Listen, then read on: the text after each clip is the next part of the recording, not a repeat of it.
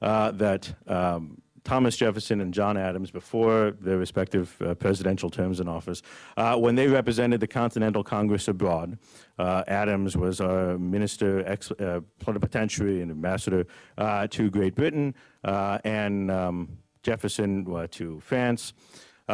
Adams met with an ambassador from Tripoli, now Libya, then a pirate state, actively committing acts of piracy against the West. United States had just been formed. This is 1786, May of 1786.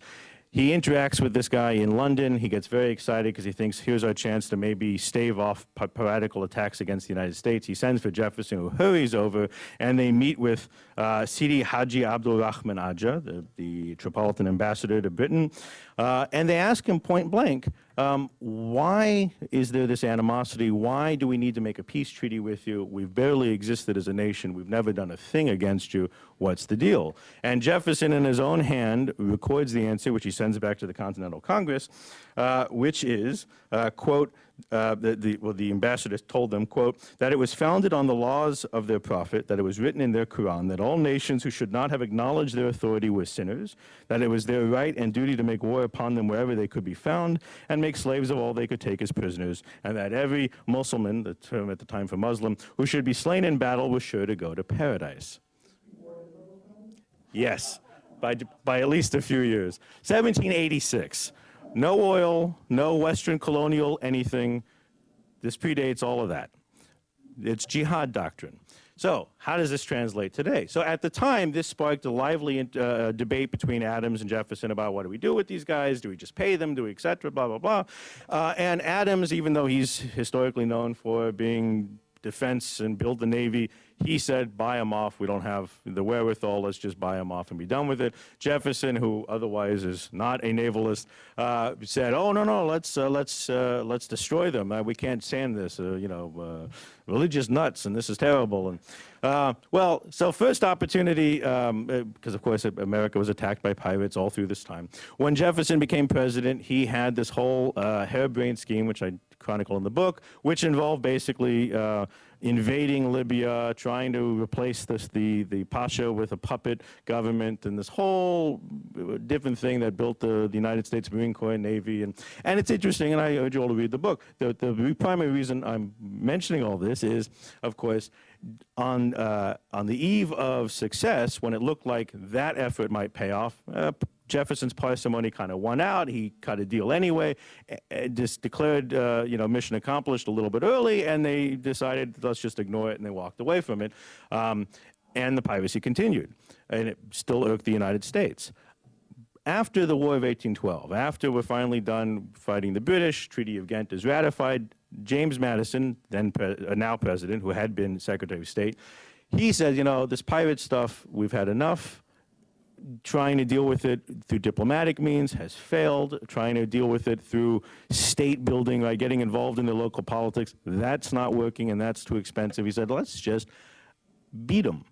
And he goes to Congress and asks for a declaration of war. Congress gives it to him, and he did just that. Stephen Decatur went in and at the cannon's mouth ended piracy. It not only ended piracy against the United States for good at that point, but it inspired the European powers to say, well, if America can do this, we can do this. And a combined Dutch-English fleet went in and decimated them. The only ones who wouldn't refuse to be involved were the French, who continued to suffer piracy and eventually had to invade Algeria in 1830. And only then did it end for them. And they inherited their own problems. So in terms of how to deal with this now, what we should be doing, whether it's official or not, there's different, I'm no legal expert when it comes to international law about what we should and should not be declaring, but what we should be doing is killing them. Right? This isn't rocket science. Right? Everyone says, well, if you just raise the cost of piracy, it'll deter them. Well, clearly, right, policing doesn't do it, and we don't have the means, even with the drones and the whole bit. It's way too large a space for the money involved. Prosecuting them clearly isn't going to work either, because you can't even build a case when there's, it's all based on hearsay because of, the money system they have. But word travels fast when they die. It's funny how that works, right? And if they know that if they engage in a U.S. warship or engage U.S. interests, that they'll get shot at, and not with the aim of disarming their vessel, but with the aim of killing them.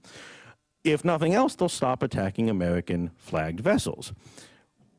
Won't be that long before they begin to realize, actually, this whole game isn't what it's cracked up to be.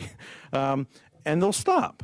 I mean, this isn't rocket science. At a certain point, even though this is sort of basic, maybe third world criminology, but, punishment has an effect. Given the context of the war on terror, this is actually a fairly easy one for us to affect. And it will totally disarm al-Qaeda in the region. This will totally stop the flow of cash through this channel, putting it back into the realm of things that we can follow, where we actually can have a money trail and we can start to target and go after the bad guys who are involved in real banks with real money, rather than all these kind of ransom payoffs and black market stuff, which there is no record for. So we can very quickly, with the resources already designated for this, go after these guys. And we should just take a page from Madison rather than Jefferson and say, let's not rebuild Somalia. Let's not, try and create some international, whatever effort. Let's just kill the guys. So that's basically my humble little message here. I think that's the only way we're going to end this and stop at least that aspect of the war on terror from threatening us, foreign and domestic, because, as I say, al-Shabaab is certainly a force here, even though we keep refusing to recognize these things. Thank you.